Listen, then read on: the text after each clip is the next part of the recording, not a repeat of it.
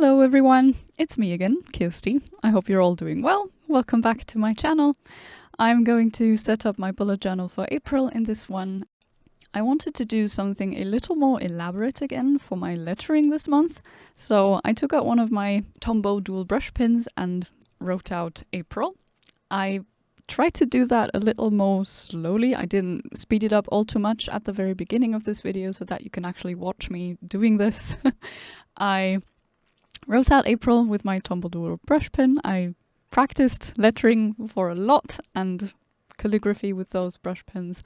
So don't be too hard on yourself if it doesn't turn out this way right away, because this took me years to perfect, to make it look as it does look now. And I used the exact same pen to do this little ombre effect where I just go over the top of each letter again, and then used my go-to ballpoint pen that I use for pretty much everything that is black in my journal, and then lined out every single letter and then used the same pen to also add a little drop shadow to them, which is always on the right side of each letter for the lettering that I do, just because I've learned it this way and it's the easiest way for me to think around where shadows are supposed to be. So if you don't know how to go about it, there's a bunch of tutorials out there. And also, if you want to follow me along, then just pause the video or just repeat it on those spots where I draw those out, and maybe that's some help.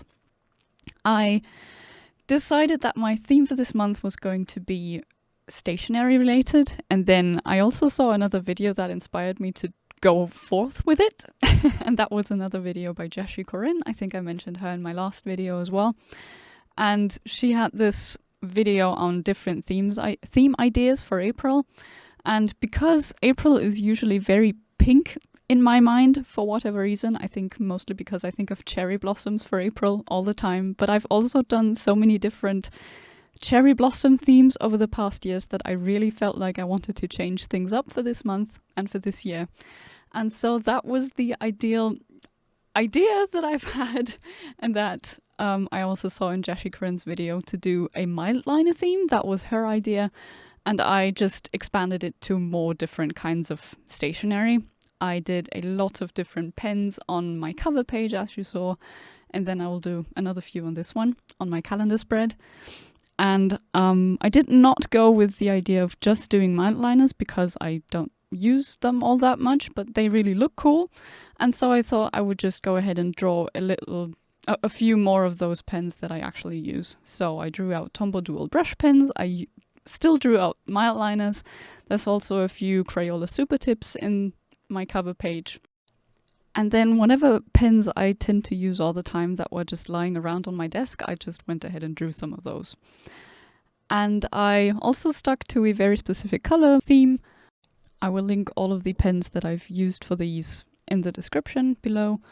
And yeah, I wanted to do a proper calendar for this calendar spread because my theme is stationery after all. So I thought it would be cool to do this, whatever you call that thing, loose leaf ring binder, as a calendar. So that's what those little rings are at the top with the little holes. And oh, spiral bound. That's the one. It's called spiral bound. It's a spiral bound calendar. That's what I drew there.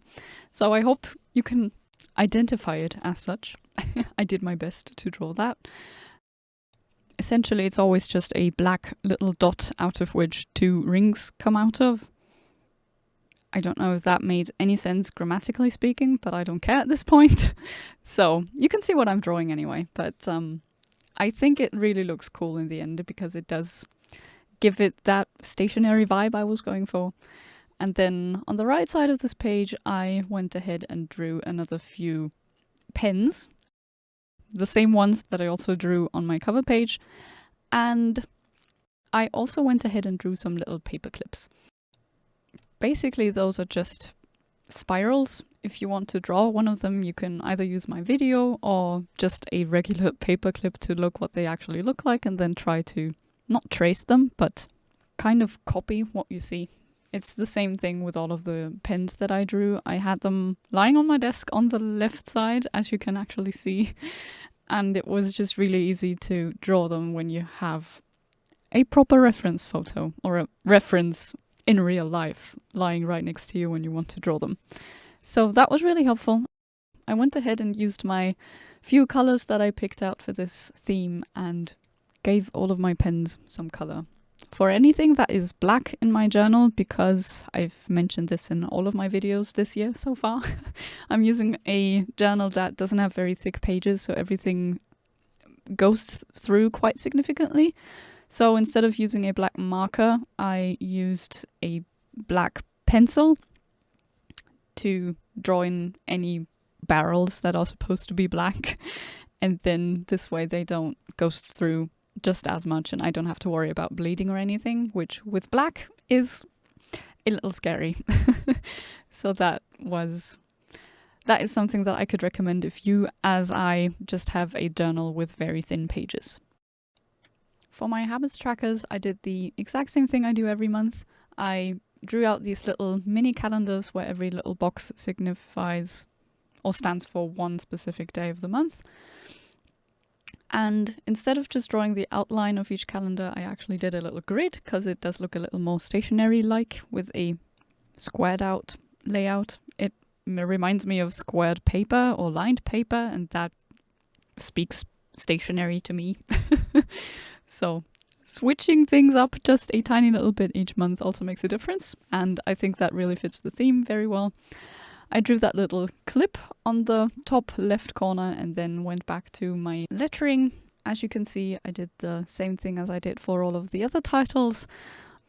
I wrote it out first with my brush pen, then used the same brush pen for the ombre effect where I just went over each letter, but just on the top again, so that it looks a little darker on the top and then lighter on the bottom, and then traced everything with my ballpoint pen and added this drop shadow kind of thing, which is actually empty and not grey, but makes for a really cool effect, I think. So I sped up some of it because it's essentially the same, but I hope it's still slow enough for you to follow if you want to draw out or write out these titles the same way. And then on the right side of this page, I drew out another little paper clip and then 2 pens, or actually 1 pencil and a ballpoint pen on the right side. And yeah, added some color to the titles of each habit. If you're wondering what I'm tracking, I track all kinds of different habits that also coincide with my goals for the whole year. So it's stuff like practicing my violin or going out for a walk, doing some sort of workout. By the way, speaking of violin, if you're interested in any sort of violin music, I am a violinist, by the way. So if you're at all interested in instrumental music and want to listen to it when you journal, which I really recommend, it's something very calming, and I mean journaling as is already very calming and you just sit there and just draw, and I love it. But if you want to have some background music that's not too intrusive on what you're doing, I can definitely recommend listening to instrumental music in general, but also I would love to have you check out my other channel and my music on Spotify. I will try and link everything down below. I always link my other channel at the very end of every of my videos. So I would really appreciate it if you gave it a listen and if you let me know what you think of my music. So that's enough advertising for now. Back to this video. I went on with my other 2 trackers, which are my sleep and my mood tracker. I sped up the lettering portion quite a bit this time, but as I said, if you want to follow along, it's essentially the same thing all over again and again. And if you don't know how to letter anything with brush pens, there's so many different tutorials out there, and all that I know I've learned from YouTube. So I hope that my little explanations help as well, but if you really want to get into lettering, practice is the #1 hint that I could give you, and then just watch a bunch of videos. There are so many that can really help you out if you're just starting out at the moment. And yeah, in the middle of those 2 titles, I drew out a little brush and a paint tube, and that felt very stationery related to me as well. Again, drawing anything is a lot easier when you have some sort of reference for that. I've been practicing drawing for years at this point, but if you want to draw some little things as a brush or a paint tube or a pen, it's always a good idea to have a reference photo somewhere on Pinterest or on Google or some book. There's still stuff like books out there, you know, or just draw from real life. So especially if you want to do a stationery theme for April, as I did, I really recommend just getting out your stationery and drawing whatever you can find on your desk. And that will make things a lot easier. For my notes page, which as you may know already is actually my brain dump page, which I call notes. And it's always 2 empty pages with just a bit of my theme in there so that it ties in with the rest. But all in all, I just want as much space as possible to have space during the month when something comes to my mind that doesn't fit anywhere else in my journal and that is not exactly a task that I need to do in a weekly spread, but it's just, I don't know, a quote or something that comes to my mind or that I read somewhere, then this double spread is where I'm going to put it. Illustration wise, I did the same title again, or the same lettering for my title. And then instead of just drawing a very basic border, I thought it would be cool to draw a piece of ripped or beat up paper. So it's ripped in some places, and then there's this little corner that sticks out on the bottom right corner, which I hope you were able to see. And yeah, just used those. I drew out those very typical ripped pieces of tape on top of that, so it looks like this piece of paper was taped into my journal. Now, lastly, for my weekly layout, I added the title on the top, which, if you may not know, is German again, which is my mother tongue. And it says week 14 or Woche 14. And yeah, I added that with the same lettering as for the rest of those spreads. I drew out a few little pencils on the top as part of the title, I think. And then the layout is essentially the same that I do most of the time, where I have a little mini calendar on the top left corner with this triangle that shows me what week we're currently on.